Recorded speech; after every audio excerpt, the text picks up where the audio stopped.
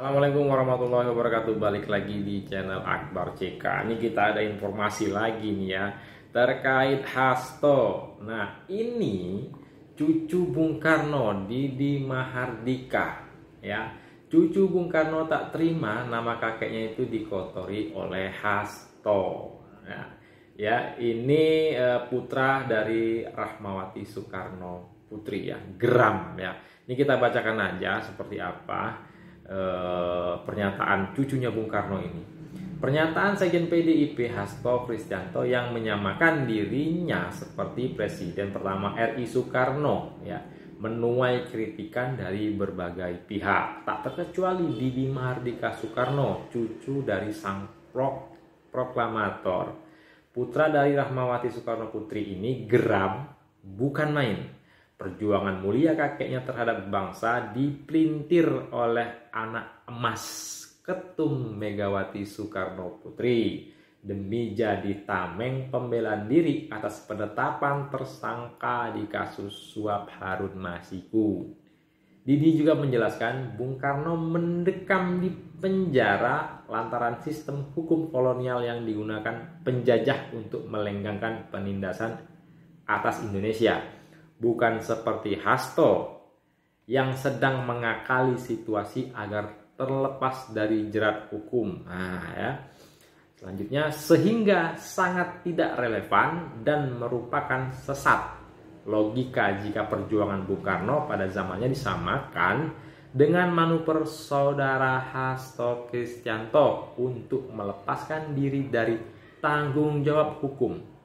Ketua KPK dengan tegas menyatakan ada pelanggaran hukum di mana unsur-unsurnya telah terpenuhi, ujar Didi Mahardika dalam keterangannya ya di Jakarta. Tak hanya cucunya Bung Karno ya, Didi Mahardika ya, yang geram Hasto ini ya, tokoh politik dan juga netizen cerdas Indonesia.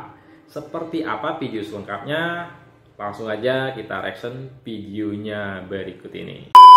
Kok biar jenis drama tiba-tiba disamain sama Soekarno? Bener nih cucunya Soekarno. Jadi Hastanto Kristianto, Sekjen PDIP yang lagi tersangka kasus suap, mengatakan kalau dia tuh sama seperti Bung Karno, perjuang kemerdekaan. Pantes aja cucunya Soekarno langsung angkat suara, yaitu Didi Mahardika Soekarno. Nah, dia bilang gini nih, kalau Bung Karno mah lawan hukum penjajah, bukan malah kabur dari hukum. Nah, dia juga mengatakan Hasto seharusnya jadi politisi yang gentleman. Malah bawa nama Bung Karno untuk alasan yang gak relevan. Ini mah namanya sama aja merusak nama baik Bung Karno. Udah deh Hasto, gak usah bawa sejarah untuk lari dari tanggung jawab. Pantes aja Didi Soekarno gak dibanteng. Tuh, luar biasa netizen Indonesia ya. Gentleman aja lah Hasto. Dan seperti itu. Gentleman saja, jangan menyamakan dirinya, kasus dirinya saat ini dengan Bung Karno pada masanya ya. Nah, 100% juga saya yakin nih bahwa Hasto tidak bisa tidur. Dia bikin orkestrasi lah, dia seperti Bung Karno yang berjuang keadilan. Dia bukan bercerita tentang Bung Karno. Kalau Bung Karno bicara tentang kemerdekaan Republik ini, tapi dia sebagai hari ini orang yang Bung Parno. Bung Parno dia, ya Parno ya, apa aja. Itu. Jadi Bung Hasto ini bisa saya mandatkan sebagai Bung Parno nasional. Dan kenapa Parno? Karena dia nggak bisa tidur, sakit perut. Kalau kita kan senyum-senyum aja, Mas Hasto. Udah, saya itu kan problem hukumnya sudah. Jangan ngomong lagi kriminalisasi dan sebagainya.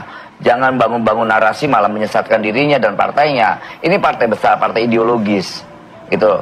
Nggak mungkin hal-hal yang ideologis menjadi sesuatu yang seakan-akan menjadi rendah gitu loh, karena perbuatan personal gitu. Kemudian itu ada institusi, ada ikatan melekat di dirinya terkait dia sebagai sekjen partai, itu persoalan belakang. Banyak juga tuh orang ketua umum partai, berapa ketua umum partai itu yang ditangkap sama KPK.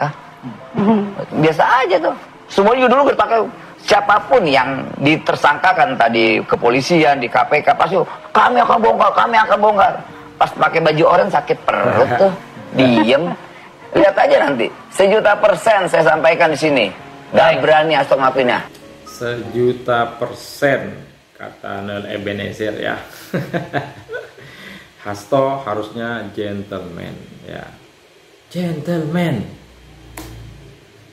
Pokoknya secara umum pernyataan Pak Hasto itu mencitrakan sebuah sikap patriotik, sikap gagah berani untuk membela sesuatu yang diyakininya benar, dalam hal ini tegaknya demokrasi di Indonesia. Oke Pak Hasto, pernyataan yang sangat normatif, idealis itu kok terdengarnya jadi adlibs ya.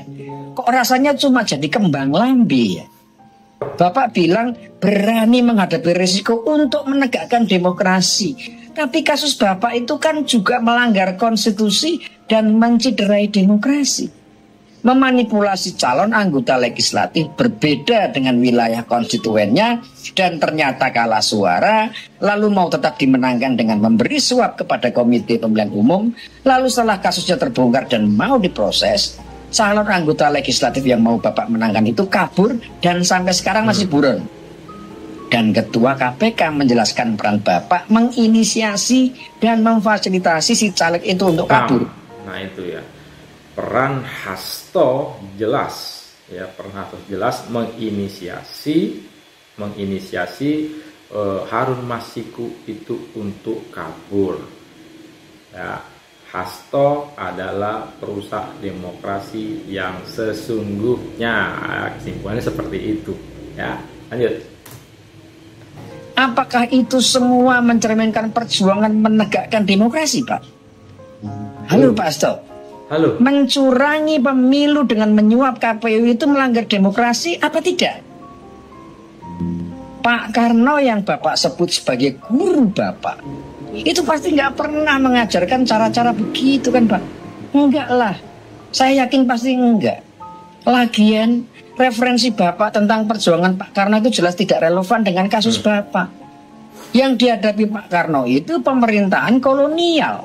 Yang Bapak hadapi ini pemerintah nasional berdaulat. Kalau Pak Karno melawan kolonial itu patriot. Kalau Bapak melawan pemerintah nasional berdaulat itu namanya pengkhianat. Pengkhianat. Pak Karno melawan pemerintahan kolonial ya, sedangkan Hasto melawan pemerintahan nasional, itu namanya berkhianat. Beda dong Pak. Dengan semua kasus yang dituduhkan ke Bapak itu, Bapak tetap mau membawa-bawa partai dan bahkan membawa-bawa nama Pak Karno. Serius Pak. Kalau Bapak nanti terbukti bersalah, akan ada dua pihak yang Bapak seret loh. Partai Demokrasi Indonesia Perjuangan dan Presiden pertama Republik Indonesia. Artinya apa yang Anda lakukan itu sejalan atau direstui oleh dua pihak itu. Dan kalau Anda ternyata secara hukum terbukti bersalah, maka dua pihak itu juga akan ikut menjadi pihak yang salah. Kira-kira Bapak mikir sampai ke sana enggak? Memangnya Bapak nggak berani menghadapi kasus Bapak itu sendiri? Tidak berani menerima tanggung jawab itu sendiri tanpa perlu membawa-bawa partai atau nama besar Soekarno. Padahal kalau Bapak dengan gagah menyatakan bahwa apapun yang akan saya hadapi seluruhnya adalah tanggung jawab saya pribadi, saya yakin betul Bapak pasti akan jadi patriot di mata partai Bapak. Itu baru namanya gentle. Tapi lah kok malah bilang saya ini muridnya Soekarno.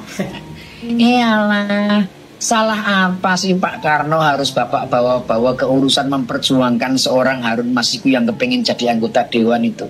Nggak worthy banget Pak. Levelnya Pak Karno nggak segitulah. Tapi ya mungkin aja Bapak udah dapat izin dari Bu Mega. Ya sudah, saya nggak mau ngomentarin kenapa Bu Mega mengizinkan Pak Hasto mengutip nama besar Bung Karno untuk membela diri terhadap kasus suap yang sepele ini. Gak bisa dipungkiri, Hasto kan anak emasnya Ibu Mega. Kasusnya Hasto ini kan kalau seperti pernyataannya Ibu Mega, kalau Hasto ini ditangkap, Ibu Mega sendiri yang akan menghadap yang menangkap si Hasto. Kalau KPK yang menangkap, beliau akan datangi KPK. Kalau Kapolri menangkap, polisi menangkap, maka Bu Mega pun akan turun tangan sendiri menemui Kapolri. Itu kan pernyataannya Ibu Mega ya. Hasto anak emasnya Ibu Mega. Niat Bapak memang ingin jadi patriot, tapi yang terlihat justru sebaliknya. Bapak sangat terlihat sebagai seorang penakut yang belum apa-apa saja sudah bersembunyi di balik nama besar partai dan tokoh besar yang sungguh sangat tidak sepadan untuk Bapak libatkan. Dan kalau teman-teman dan seluruh kader di partainya Pak Hasto ini tidak paham soal ini. Nah, itu dia konten kita kali ini. Silakan ketik komentar kalian di kolom komentar seperti apa pandangan kalian ya terkait video ini. Sebelum saya akhiri, jangan lupa like, comment, share, dan subscribe-nya agar tidak ketinggalan notifikasi terbaru dari channel ini. Saya akhiri, assalamualaikum warahmatullahi wabarakatuh. Salam sehat selalu. Bye.